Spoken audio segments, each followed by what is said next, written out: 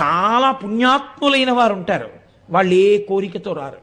మేము స్వామిని చూడకుండా ఉండలేమని వస్తారు కొండక వాళ్ళు. వాళ్ళు ఏమీ కోరుకోరు.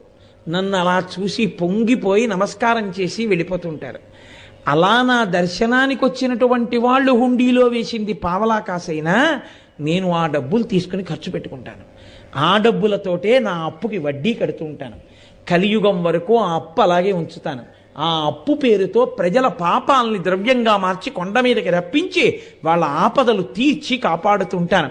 లక్ష్మీ వాళ్ళకి మాత్రం డబ్బి పిల్లలు పాడైపోకూడదు అని లక్ష్మీదేవిని బ్రతిమాలి ఏడుకొండల మీద నిలబడి కలిపురుషుని ప్రభావం చేత ఎంత పాపం చేసినా రక్షించడమే లక్ష్యంగా పెట్టుకుని నిలబడినటువంటి దయాళువైనటువంటి వాడు